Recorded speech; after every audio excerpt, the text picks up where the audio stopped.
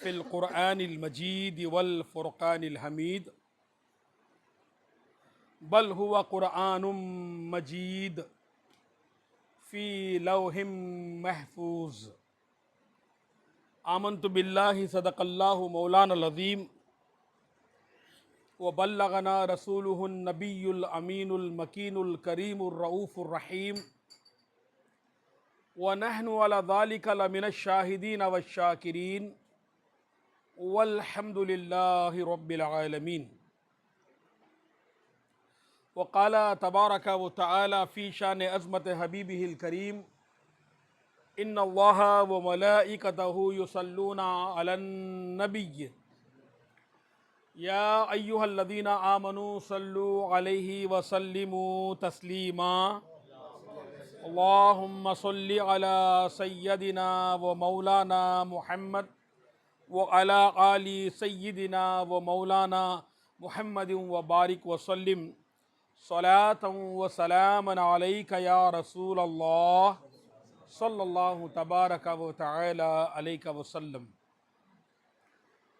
اما بعد،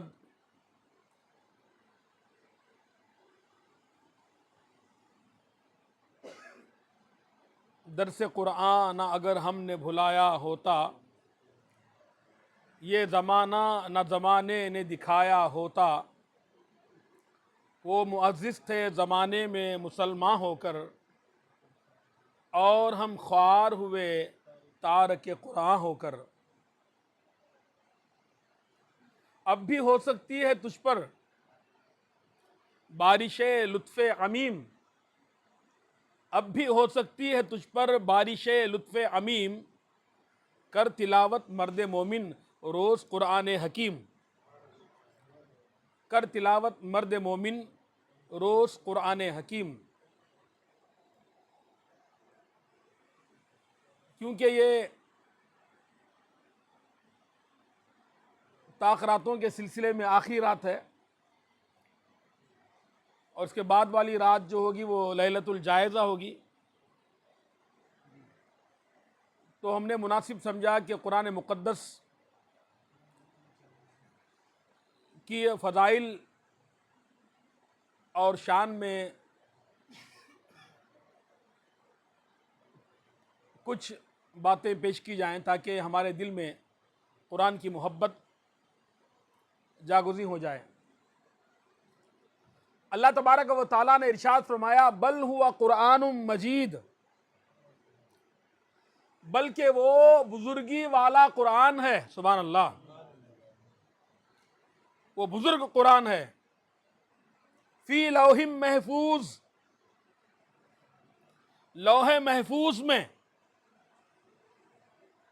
یہ جو شب قدر ہے، جس رات میں کہ اللہ رب العزت نے قرآن مقدس کو نازل فرمایا، لوح محفوظ سے آسمان دنیا پر،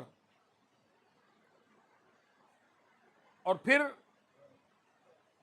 وہاں سے جب جتنی جہاں ضرورت پڑتی، اللہ رب العزت کی بارگاہ سے حضرت جبرائیل علیہ السلام آیات لے کر بارگاہ مصطفیٰ صلی اللہ تعالی علیہ وسلم میں حاضر ہوتے اور آیات قرآنیہ کو آپ صلی اللہ علیہ وسلم کے سامنے تلاوت فرماتے، صرف ایک ہی بار فرماتے، اور ایک ہی بار میں حضور اکرم صلی اللہ علیہ وسلم سن کر یاد فرما لیتے۔ پھر آپ صلی اللہ علیہ وسلم اپنی یادداشت سے، اپنے حافظے سے صحابہ اکرام علیہم الرضوان کو قرآن کی تلاوت کرتے ان کے آگے، جیسے کہ اللہ رب العزت نے آپ کے منصب نبوت کو بیان فرماتے ہوئے فرمایا یتلو علیہم آیاتہ، یہ رسول ان کو رب کی آیتیں تلاوت کر کے سناتا ہے، تو آپ ان کو تلاوت فرماتے، اور صحابہ اکرام رضی اللہ تعالی عنہم آپ کی زبان اقدس سے قرآن پاک کو سن کر पेड़ की छालों पर या ऊंट के चमड़े पर या बड़ी हड्डियों पर उसको लिख लिया करते। इस तरह से जो है कुरान मुकद्दस का नुज़ूल होता रहा 23 साल तक, सुभान अल्लाह। और ये कुरान के नुज़ूल का सिलसिला कभी मक्के मुकर्रमा में रहा, कभी मदीने मुनव्वरा में रहा। जो आयात बय्यिनात और जो सूरतें मक्के मुकर्रमा में नाजिल हुई वो मक्की सूरतें कहलाई, और जो मदीने तैयबा में नाजिल हुई वो मदनी सूरतें कहलाई। तो इसीलिए जब आप कुरान पाक को खोलेंगे, किसी भी सूरत की इब्तिदा में वहां पर सूरत का नाम और फिर यह भी लिखा रहेगा कि यह सूरत मक्की है या मदनी है। सूरत का मक्की और मदनी होना यह भी वहां लिखा होगा। अब बाज़ सूरतों को तो ये शान हासिल है कि उनका नुज़ूल दो बार हुआ, कि वो मक्के में भी नाजिल हुई और मदीने पाक में भी नाजिल हुई। जैसे कि सूरतुल फातिहा, सूरतुल फातिहा को इसलिए भी, यानी सूरतुल फातिहा का एक नाम है सबअ मिनल मसानी, सबअ मसानी, सबअ के माने 7 हैं और मसानी के माने हैं दोहराना या 2 बार नाजिल होना, यानी उसको सबअ मसानी इसलिए कहा गया कि ये 2 बार नाजिल हुई। ये मक्के में भी नाजिल हुई, फिर मदीने पाक में भी नाजिल हुई, सुभान अल्लाह। और तो ये वो एक वाहिद सूरत है कि जिसका जिक्र कुरान पाक में अल्लाह ने दोबारा फरमाया है कि महबूब सल्लल्लाहु अलैहि वसल्लम, हमने बार बार दोहराए जाने वाली 7 आयात हमने आपको अता फरमाई, वल कुरानिल अजीम, और हमने आपको कुरान अजीम अता फरमाया। अब यहाँ देखिए सूरह फातिहा की शान, जब अल्लाह ने कुरान अजीम फरमा दिया तो कुरान अजीम की में तो सूरह फातिहा शामिल है, मगर अल्लाह रब्बुल इज़्ज़त ने उसकी शान को और अजमत को बयान करने के लिए उसका जिक्र अलग से फरमाया, उसका जिक्र अलग से फरमाया।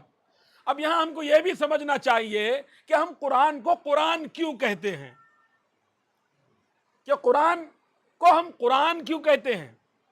कुरान को कुरान इसलिए कहते हैं कि अल्लाह रब्बुल इज़्ज़त ने बिमा उनजिला व मा उनजिला मिन क़ब्लिक, और वो कुतुब और सहाइफ ए नबी सल्लल्लाहु अलैहि वसल्लम जो आपसे पहले नबियों पे नाजिल हुई, वो जो है लिखी हुई नाजिल होती थी। यानी जैसे कि जब मूसा अलैहिस्सलाम को अल्लाह तबारक व तआला ने तौरात अता फरमाने का इरादा फरमाया, तो अल्लाह रब्बुल इज़्ज़त ने मुकर्रर वक्त पर आपको कोहे तूर पर बुलाया।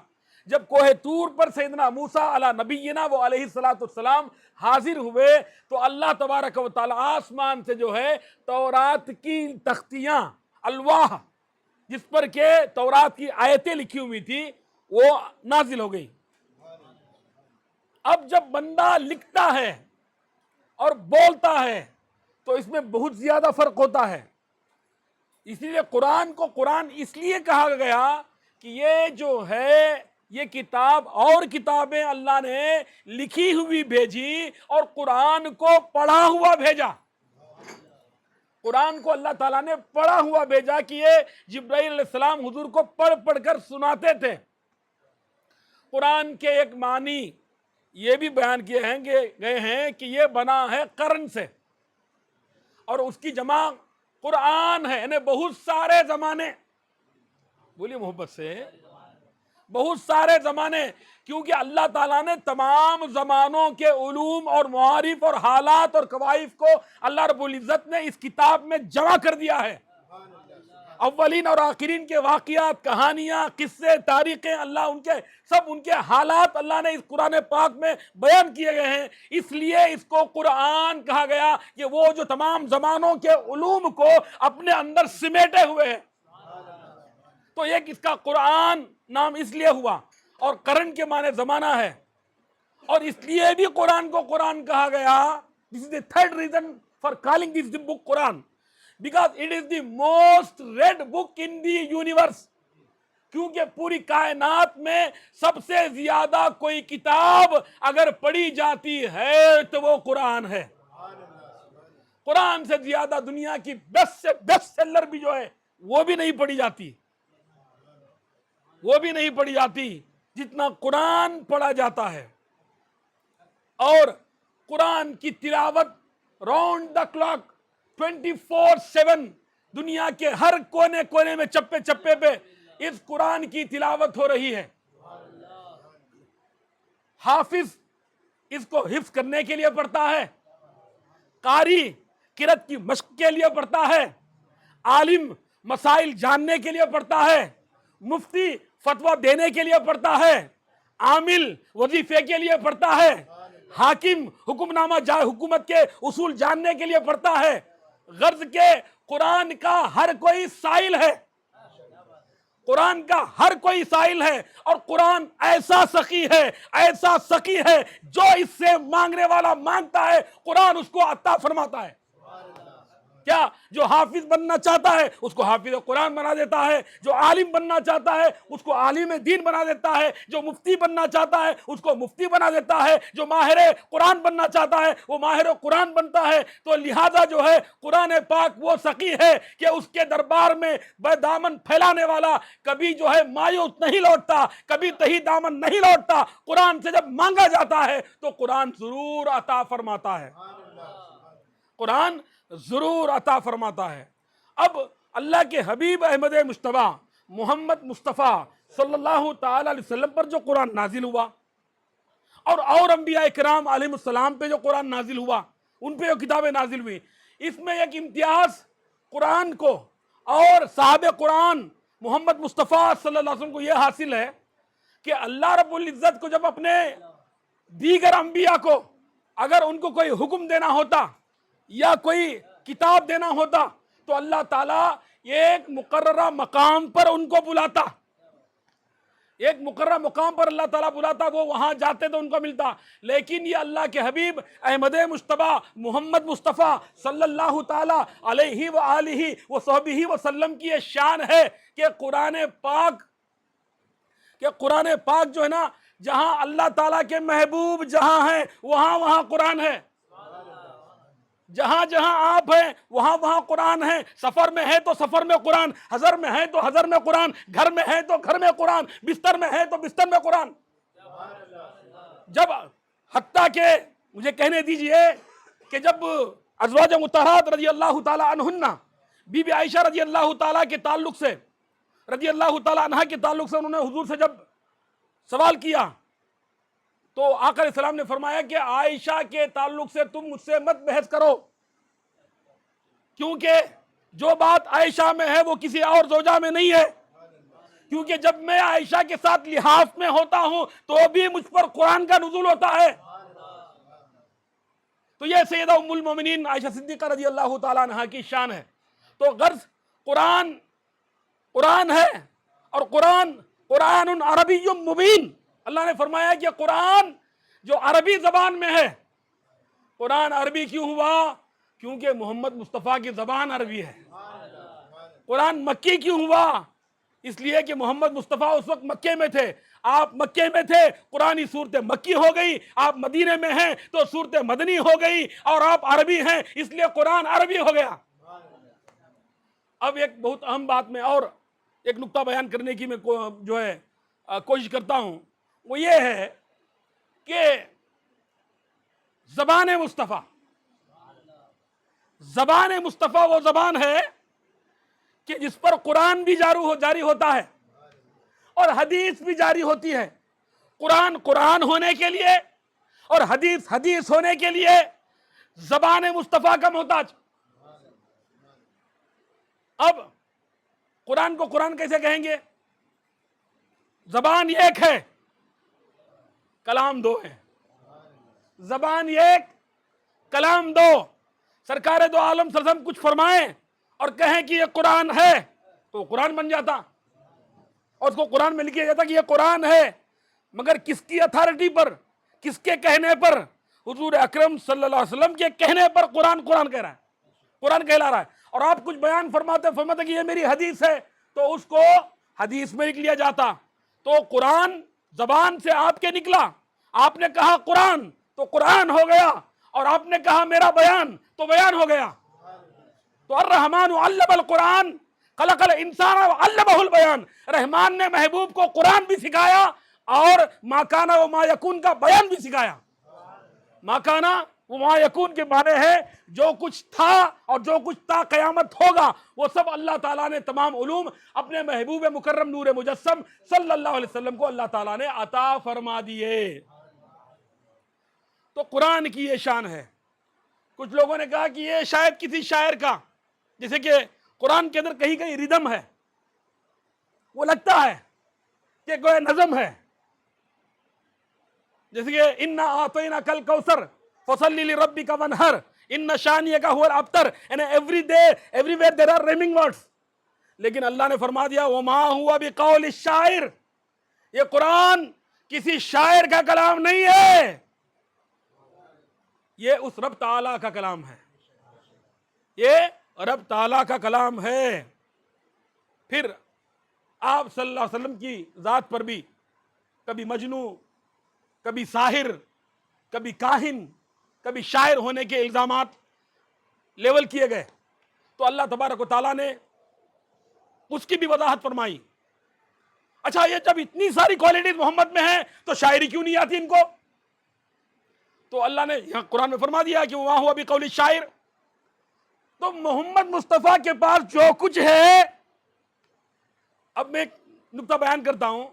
جب علم غیب پہ بحث ہوتی ہے، دیوبندی بہت ٹیڑھی چوٹی کا زور لگاتے ہیں کہ نہیں ہے نہیں ہے نہیں ہے نہیں ہے، پھر آخر میں کیا ہاں تھا مگر عطا ہی تھا. کیا بھئی سرکار کے پاس اپنا خود کا کیا تھا؟ ان کے پاس جو کچھ تھا سب خدا کی عطا سے ہی تھا، وہ خود ہی عطا ہے، خدا ہے. تو ان کے پاس اپنا کیا تھا؟ وہ خود ہی سراپا اللہ رب العزت کا تحفہ اور اس کا انعام اور اس کی نعمت کبریٰ ہیں.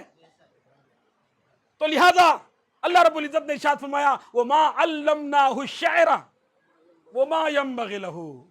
ہم نے اپنے محبوب، ان کو شاعری نہیں آتی یہ نہیں ہے، ہم نے خود ہی ان کو شاعری نہیں سکھائی. اللہ رب العزت فرما رہا ہے کہ ہم نے اپنے محبوب کو شاعری نہیں سکھائی. کی وہ کیوں؟ وَمَا يَنبَغِي، کیوں وہ شاعری ان کی شایان شان نہیں ہے. It doesn't suit his status and majesty.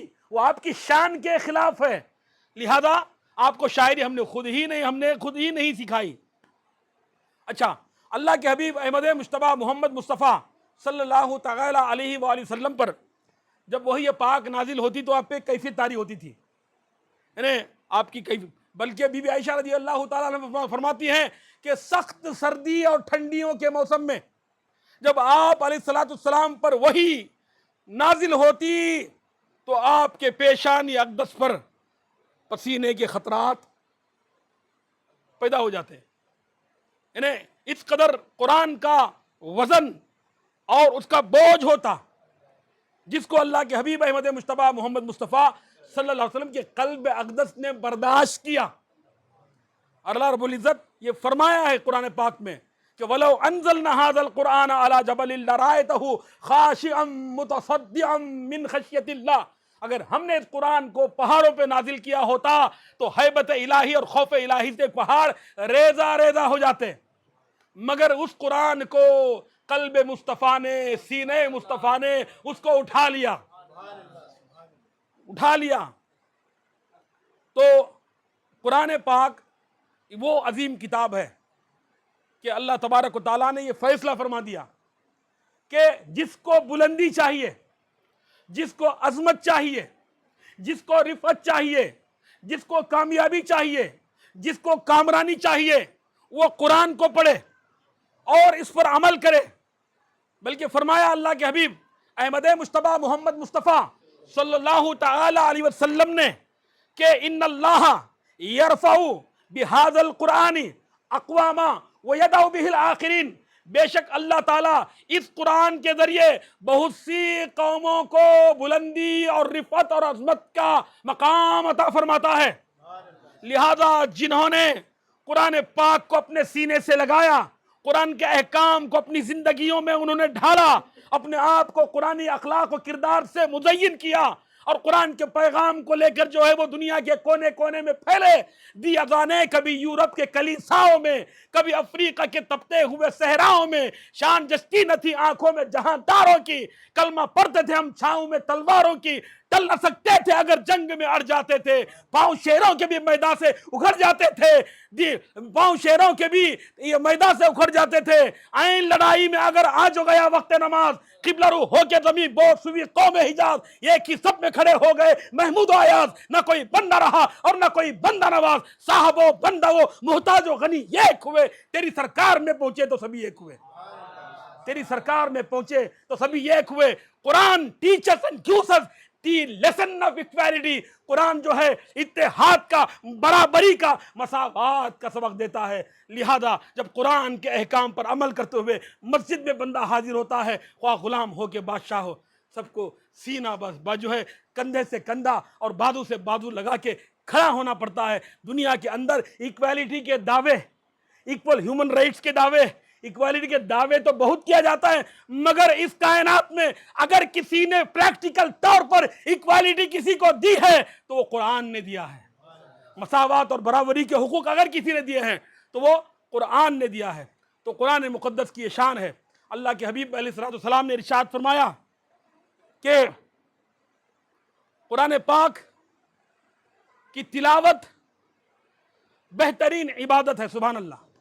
بندہ جب تک قرآن پاک کی تلاوت کرتا ہے اپنے رب سے کلام کرتا ہے۔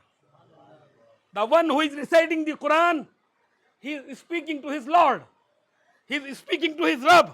وہ اپنے رب سے بات کر رہا ہے کیونکہ یہ کلام الہی ہے۔ وَكَلَّمَ اللَّهُ مُوسَىٰ تَكْلِيمًا، اور اللہ تعالیٰ نے موسیٰ علیہ السلام سے کلام فرمایا۔ اگر بندہ چاہے کہ رب سے باتیں کروں، وضو کرو، قرآن کھولو اور پڑھنے لگ جاؤ، تم ہو اور تمہارا خدا ہے، تم ہو اور تمہارا خدا ہے۔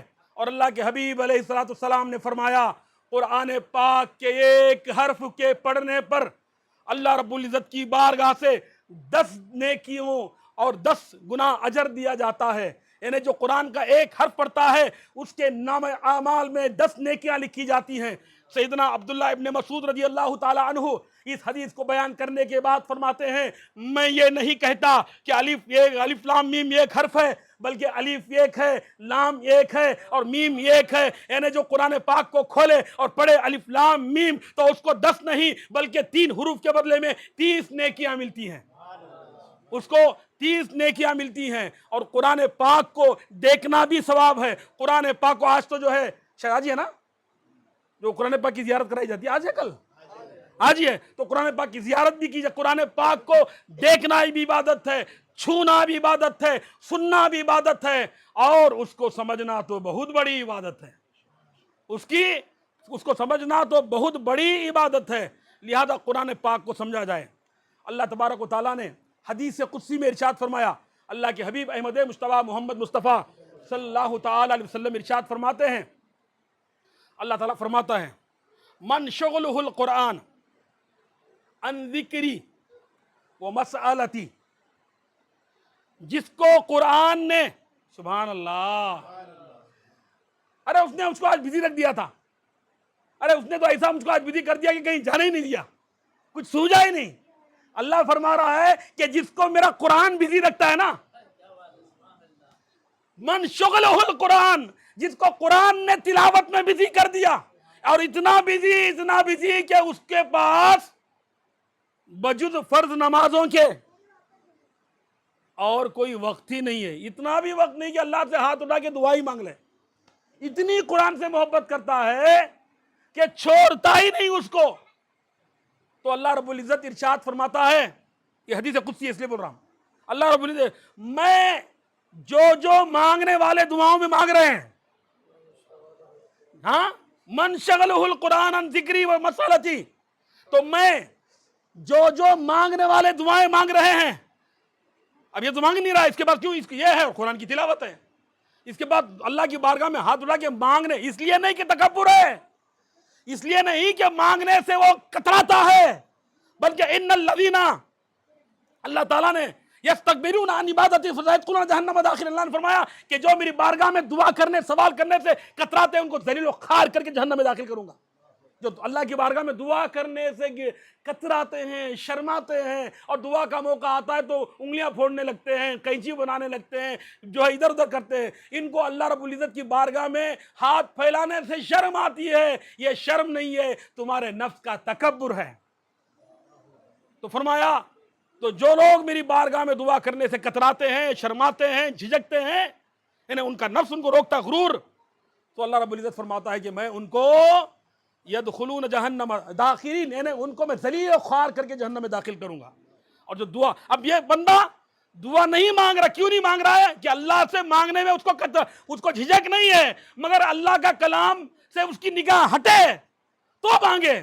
تو اللہ رب العزت فرماتا ہے کہ اے میرے بندے تو پڑھ، جو مانگنے والے مانگ رہے دعاؤں میں وہ سب میں تجھ کو دوں گا، اور جو انہوں نے نہیں مانگا ہے وہ بھی میں تجھ کو عطا فرماؤں گا، وہ بھی میں تجھ کو عطا فرماؤں گا۔ اور الماہر بالقرآن، قرآن کو بہترین طریقے سے پڑھنے والا، اللہ رب العزت نے فرمایا کہ وہ سفرۃ البررہ، یعنی اللہ کے ان مقدس اور اس کے جو ہے مقرب فرشتوں کے ساتھ ہوگا۔ اور والذی یقرأ القرآن یتتتہ، یعنی جو تتلاتا ہے، ہی اسٹیمرز، وہ لڑکھڑاتی ہے اس کی زبان، پڑھنے کی کوشش کرتا ہے، قرآن کا صحیح لفظ نکال نہیں پڑا مگر پھر بھی پڑھ کے رہوں گا، اس نے ٹھان لیا کہ میں صحیح پڑھ کے رہوں گا۔ تو اللہ رب العزت کے محبوب ارشاد فرماتے ہیں کہ اللہ تبارک و تعالیٰ اس کو دگنا اجر عطا فرماتا ہے۔ یہ قرآن کو پڑھنے کے لیے محنت کرنے کا، اور دوسرا محنت کے بعد اس نے جو قرآن کو صحیح پڑھا، اللہ تبارک و تعالیٰ اس کو دگنا ثواب عطا فرماتا ہے۔ تو قرآن مقدس کی یہ شان ہے کہ اس کو دن رات، انا اللیل و انا النہار اس کو پڑھا جائے۔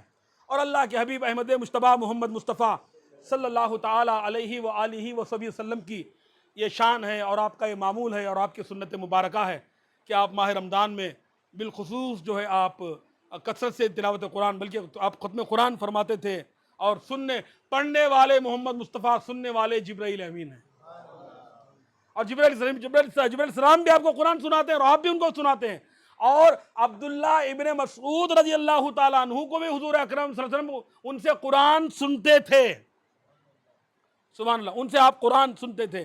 تو قرآن کی یہ شان ہے۔ اور آج کی رات تو یہ وہی رات ہے کہ جس کو اللہ رب العزت نے فرمایا کہ ہم نے قرآن پاک کو اس قدر والی رات میں نازل فرمایا، جیسے کہ ہم نے استقبال رمضان کا جو پروگرام تھا اس میں کہا تھا کہ اللہ کے حبیب نے فرمایا فیہ لیلۃ، اس مہینے میں ایک رات ہے، there is a night in this month خیر من الف الشہر which is better and superior than 1000 nights، جو 1000 راتوں سے افضل ہے، یہ رات آج ہی کی رات ہے۔ تو لہذا ہمیں قرآن پاک کی محبت اپنے دل میں پیدا کرنا چاہیے۔ اب پورا مہینہ تو ہم نے کھڑے ہو کر قرآن سنا، اب کم سے کم رمضان کے بعد، عید کے بعد بیٹھ کے ہی پڑھ لو، کم سے کم قرآن پاک کو بیٹھ کے ہی پڑھ لینا چاہیے، اور قرآن پاک کی تلاوت کرنی چاہیے۔ اور بہت سے لوگ جو ہے کوشش کرنی یہ چاہیے کہ قرآن پاک کو سمجھ کر پڑھیں، اس کو سمجھ کر نہ پڑھنا ظلم ہے، کیونکہ قرآن پاک جو ہے نا یہ صرف تلاوت کے لیے نازل نہیں ہوا، یہ اللہ کی شان ہے، اس کی جود و سخا ہے کہ بغیر سمجھے پڑھنے پر بھی وہ ثواب عطا فرما رہا ہے۔ مگر قرآن کا مقصد یہ ثواب والی کتاب نہیں نا، کہ 9 منٹ والی جو کتاب نکال دی کہ اتنا پڑھیں گے تو اتنے ثواب ہو جائے گا۔ قرآن پاک یہ قوموں کی تقدیروں کو بدلنے والی کتاب ہے، یہ وہ کتاب ہے جس نے پوری کائنات میں ایسا انقلاب برپا کیا کہ جب سے دنیا پیدا ہوئی آج تک اتنا بڑا انقلاب، ریولوشن دنیا میں نہیں آیا جو ریولوشن قرآن نے دنیا میں قائم کیا۔ آج بھی اگرچہ کہ ہماری ہمتیں، ہماری طاقتیں، ہمارے جذبات ٹھنڈے پڑ چکے ہیں، مگر قرآن اپنا کام کر رہا ہے۔ قرآن خود ہی کافروں کو کلمہ پڑھا رہا ہے، اس کی جاذبیت، اس کا اٹریکشن اور اس کی حقانیت یہ ہے کہ 1400 سال سے بھی زیادہ، 1450 سال گزر گئے، آج بھی اگر کوئی کہتا ہے کہ قرآن اللہ تبارک و تعالیٰ کی کتاب نہیں ہے، قرآن فوراً اس کو چیلنج کرتا ہے، وَإِن كُنتُمْ فِي رَيْبٍ مِّمَّا نَزَّلْنَا عَلَىٰ عَبْدِنَا فَأْتُوا بِسُورَةٍ مِّن مِّثْلِهِ وَادْعُوا شُهَدَاءَكُم مِّن دُونِ اللَّهِ إِن كُنتُمْ صَادِقِينَ۔ اگر تمہیں اس بات میں شک ہے کہ یہ قرآن اللہ کی کتاب نہیں ہے جو ہم نے اپنے بندہ خاص محمد مصطفیٰ پہ نازل کی ہے، تو چلو تم جتنے تمہارے مددگار ہیں، جتنے تمہارے حمایتی ہیں، جنوں ملک اور انس کو سب کو لے لو اور یہ ایک سورت ہی بنا لے آؤ، وَإِن لَمْ تَفْعَلُوا، اور اگر تم نہ لا سکے وَلَن تَفْعَلُوا فَإِن لَمْ تَفْعَلُوا وَلَن تَفْعَلُوا، اور اگر تم ایسا نہ کر سکے and we will say you will never do it، وَلَن تَفْعَلُوا، تم ہرگز لا نہیں سکتے، فَاتَّقُوا النَّارَ الَّتِي وَقُودُهَا النَّاسُ وَالْحِجَارَةُ وَأُعِدَّتْ لِلْكَافِرِينَ، تو ڈرو اس جہنم کی آگ سے جس کا ایندھن انسان اور پتھر ہے، جو ہم نے کافروں کے لیے تیار کر رکھی ہے، جو ہم نے کافروں کے لیے تیار کر رکھی ہے۔ لہذا آج مسلمانوں کے لیے ضروری ہے کہ قرآن پاک سے اپنا رشتہ جوڑے، قرآن سے اپنا تعلق، جس کا رشتہ قرآن پاک سے جتنا مضبوط ہوگا وہ بندہ اللہ رب العزت کے اتنا قریب ہوگا۔ بندوں کے اور خدا کے درمیان جو واسطہ اور وسیلہ ہے وہ قرآن پاک ہے، الحمدللہ تبارک و تعالی۔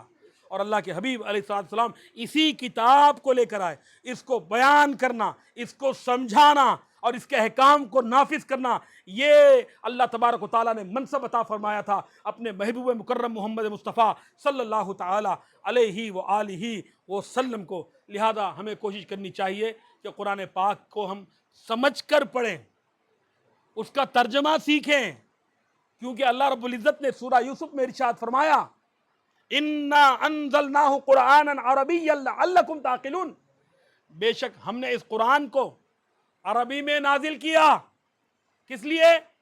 اس لیے کہ تم یہ کہو کہ ہمیں عربی نہیں آتی۔ اِنَّا أَنزَلْنَاهُ قُرْآنًا عَرَبِيًّا لَعَلَّكُمْ تَعْقِلُونَ، ہم نے قرآن کو عربی میں اس لیے نازل کیا تاکہ تم سمجھ جاؤ۔ بلکہ اللہ کے حبیب علیہ السلام نے اپنے صحابہ اکرام علیہم الرضوان کو، بالخصوص وہ جو عجم سے تھے، جیسے کہ سلمان فارسی، صہیب رومی، بلال حبشی رضی اللہ تعالیٰ عنہم، ان کو حضور نے ترغیب دلائی، فرمایا کہ عربی زبان سیکھو، اور فرمایا کہ عربی زبان سے محبت کرو، لِإِنِّي عرب، کہ میں خود عرب ہوں، والقرآن فی العربی، اور قرآن عربی میں ہے، وہی لغت اہل الجنہ، یہ جنتیوں کی زبان ہے، یہ جنتیوں کی زبان ہے، کہ اہل جنت کی زبان قرآن عربی ہے، اور محمد مصطفیٰ کی محمد عربی کی زبان عربی ہے، اور قرآن کی زبان عربی ہے۔ کیا یہ وجوہات ہمارے لیے کافی نہیں ہیں کہ ہم عربی زبان سیکھیں؟ قرآن پاک کو اس کے اصلی مصدر، اس کے اصلی زبان سے ہم سمجھنے اور سیکھنے کی کوشش کریں۔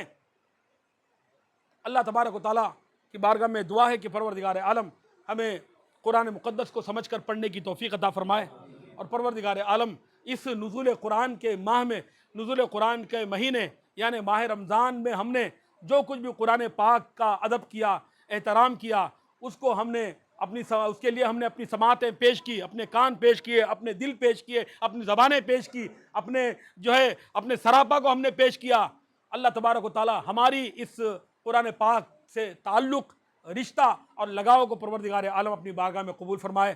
پروردگار عالم اپنے حبیب مکرم نور مجسم صلی اللہ تعالی علیہ وآلہ وصحبہ وسلم کے صدقہ و طفیل میں پروردگار عالم ہمیں قرآن کا قاری بنائے، اور قرآن پاک کو سمجھنے کی توفیق عطا فرمائے، اور قرآن کا ترجمے کے ساتھ پڑھنے کی توفیق عطا فرمائے، اور قرآن کے لیے سمجھنے کے لیے عربی زبان کو سیکھنے کی اللہ تعالیٰ توفیق عطا فرمائے، اور پروردگار عالم اس کے احکام کو اپنی زندگی میں ہمیں اپنے آپ پر نافذ کرنے کی توفیق عطا فرمائے۔ پروردگار عالم بروز قیامت، بلکہ یہ حدیث مبارکہ ہے، اللہ کے حبیب علیہ السلام نے فرمایا القرآن الصوم والقرآن یشفعان للعبد، بے شک قرآن اور روزہ اللہ کی بارگاہ میں بندے کی شفاعت کریں گے۔ روزہ کہے گا ای ربی منعتہ عن الطعام والشرب، عن الاکل والشرب، اے اللہ میں نے اس کو کھانے اور پینے سے روکے رکھا، اس کے حق میں تو میری شفاعت قبول فرما لے۔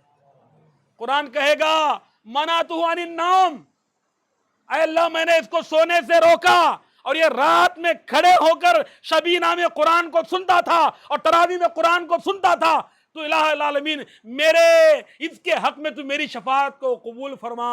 اللہ رب العزت کی بارگاہ سے ارشاد ہوگا، ان دونوں کی شفاعت قبول ہو جائے گی، فیشفعان، تو لہذا جو ہے ان کی اللہ تعالیٰ کی بارگاہ سے روزے کی اور قرآن کی جو سفارش ہے بندے کے حق میں وہ قبول ہو جائے گی۔ اللہ تبارک و تعالیٰ اپنے حبیب مکرم نور مجسم صلی اللہ تعالی علیہ وآلہ وسلم کے صدقہ و طفیل میں ہمیں قرآن پاک کی عظمت ہمارے دلوں میں عطا فرمائے، اور قرآن پاک کو ہمیں پڑھنے اور اس کو صبح شام اس کی تلاوت کرنے، اس کے احکام کو سمجھنے اور اس پر عمل کرنے کی اللہ تعالیٰ توفیق عطا فرمائے۔ اور اللہ تعالیٰ الہ العالمین تو ہمارے اخلاق کو تو قرآنی اخلاق بنا دے۔ جس طرح کہ ام المومنین عائشہ رضی اللہ تعالیٰ عنہا سے پوچھا گیا کہ یا ام المومنین کیف کان خلق رسول اللہ صلی اللہ علیہ وسلم، اے بی بی عائشہ فرمائیے کہ حضور کے اخلاق کیسے تھے؟ تو سیدہ عائشہ رضی اللہ عنہا نے، ان تابعین تھے جنہوں نے حضور کو نہیں دیکھا تھا، تو وہ جب کہ حضور کے اخلاق کیا تھے؟ صحابہ نے تو دیکھا تھا، مگر جنہوں نے حضور کو نہیں دیکھا تھا انہوں نے پوچھا کہ حضور کے اخلاق کیا تھے؟ تو انہوں نے، بی بی عائشہ نے فرمایا کہ تم قرآن نہیں دیکھتے؟ افما رأیتم القرآن کان خلقہ القرآن، جو کچھ قرآن کہتا ہے اس کا اگر عملی نمونہ، پریکٹیکل ماڈل اگر دیکھنا چاہتے ہو تو محمد مصطفیٰ کو دیکھ لو، اور محمد مصطفیٰ کی ذات، آپ کا سراپا، آپ کی سیرت کیا تھی اگر دیکھنا چاہتے ہو تو قرآن پڑھ لو۔ جو کچھ قرآن کہتا ہے وہی محمد مصطفیٰ تھے، وہی جو ہے محمد مصطفیٰ سراپا قرآن تھے۔ الحمدللہ تبارک و تعالیٰ، اللہ تبارک و تعالیٰ آپ تمام کے یہاں پر آنے کو اور یہاں پر بیٹھنے کو اور سننے کو اور سمجھنے کو اور سیکھنے کو اور پڑھنے کو اللہ قبول فرمائے، اور ہر ایک حاضر ہونے والے کو اللہ تعالیٰ بہترین جزا عطا فرمائے، اور اللہ تعالیٰ آج کی رات شب قدر کی جو نعمت ہے اللہ تعالیٰ ہمیں اس سے مالا مال فرمائے۔ پروردگار عالم، ہمارے جو ٹوٹے پھوٹے اعمال ہے الہ العالمین، تو اپنے محبوب کے صدقے میں اور تیری مقدس کتاب قرآن پاک کے صدقے میں اور محمد مصطفیٰ کی آل پاک کے صدقے میں اور محمد مصطفیٰ کے جانثار صحابہ پاک کے صدقے میں تو ہماری دعاؤں کو قبول فرما اور ہمارے اعمال کو قبول فرما۔ الہ العالمین، ہمیں بعد رمضان بھی رمضان جیسے ہی رہنے کی توفیق عطا فرما۔ الہ العالمین، ہمیں جن باتوں سے تو نے منع کیا، جن باتوں سے ہم رکے رہے، الہ العالمین رمضان کے بعد بھی ان بری باتوں سے ہمیں رکنے کی توفیق عطا فرما۔ پروردگار عالم، ہمیں تیرے محبوب مکرم نور مجسم صلی اللہ علیہ وسلم کی سچی اور پکی محبت عطا فرما۔ آپ کی سنت، آپ کی سیرت، آپ کے اخلاق حمیدہ اور آپ کے اوصاف حمیدہ پہ ہمیں عمل کی توفیق عطا فرما۔ ہمیں نبوی کردار عطا فرما اور نبوی اخلاق عطا فرما، نبوی سیرت عطا فرما، اور ہمیں سچا پکا باعمل مسلمان بنا۔ وصلی اللہ تبارک و تعالی علی خیر خلقہ و نور عرشہ سیدنا و مولانا محمد و آلہ و صحبہ اجمعین برحمتک یا ارحم الراحمین۔